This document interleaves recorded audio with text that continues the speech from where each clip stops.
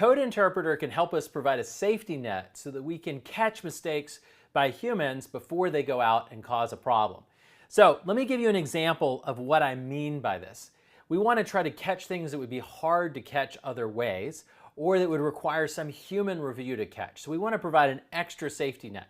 We'll probably always have humans reviewing things, but in addition to the humans that are reviewing things, maybe we want to have an additional check to make sure nothing accidentally gets out or actually is done that causes some negative impact.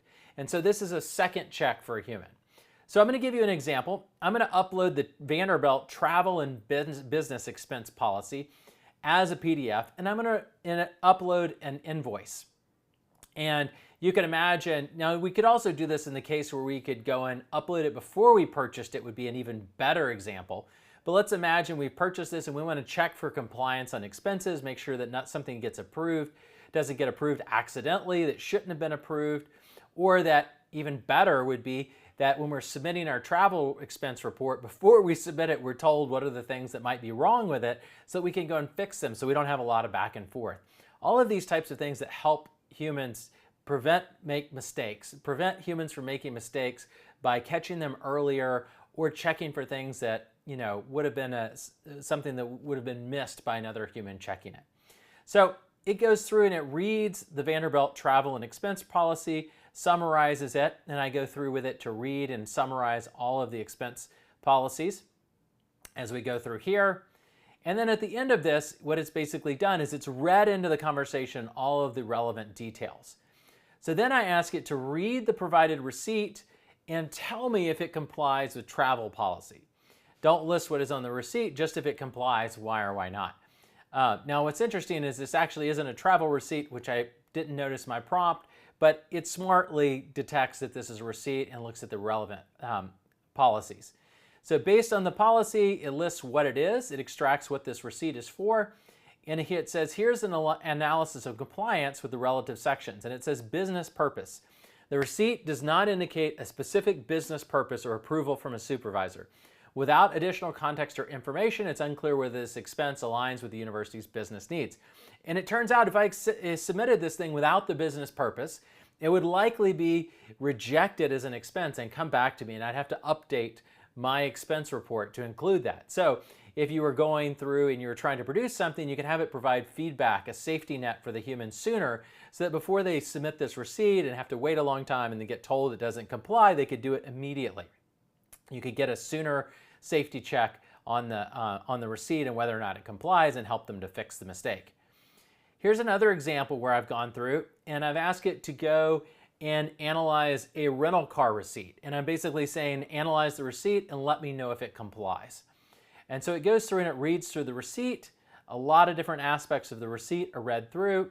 And then one of the interesting things is it then says, but other elements, CDW, liability insurance, PAI, may not comply. And if we go up here, we see collision damage waiver insurance.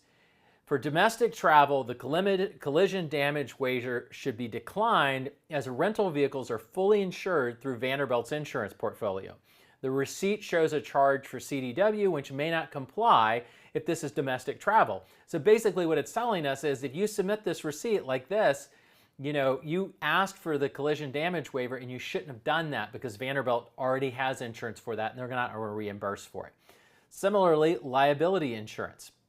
The policy does not specifically mention liability insurance. If this is domestic travel, the inclusion of liability insurance might not comply. Personal accidental insurance and personal effects coverage. These are personal coverages and may not be considered allowable expenses. And so it goes on to list the specific things that may not be compliant. Notice what we're doing. I didn't tell it, here's explicitly what I want you to check for. I said, here is the Vanderbilt travel policy. Here is a receipt. Go see if you can find any issues that would be a problem. And so, you could do this in all kinds of different ways. Now, you could use it to try to deny people all day long, but that's not a good use. That's not providing a safety net. The safety net is to give the traveler upfront feedback. So, for example, when they book the car, they could upload, here's what my contract is and what I selected on services. Is this going to comply? Am I going to get reimbursed? That would be a great example of helping support and provide a safety net for the human. Or if they're getting ready to submit their expense report, like we saw up here, where it says there's no business purpose, it's not listed, help them provide a safety net so they don't submit the report and have to wait for that report to go and get reviewed by somebody else before being told that it's not going to comply, and therefore they need to go and update the report in some ways.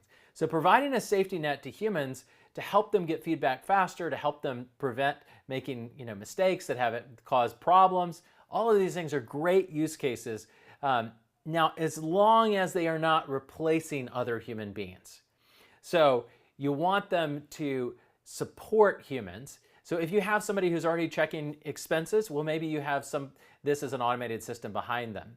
Or even better, have it as an automated system on the front end for the traveler so that when they submit a listing of what they've booked before they've actually gone on the trip, that they can check if that's going to comply or not. Or they could, even before they book it, go and check, is this going to comply or not, and provide all the details and try to get a ruling on whether or not that will probably comply. All of these types of use cases where you're providing that safety net for the human being, but not replacing judgment of the human. You still want a human there who's going to decide yes or no, is this allowable or not? And maybe the human's going to say, well, under this condition, we're going to allow it because it's an exceptional circumstance, something that the AI may not be able to reason as well about. So providing a safety net for humans is a great example of something that it can do well.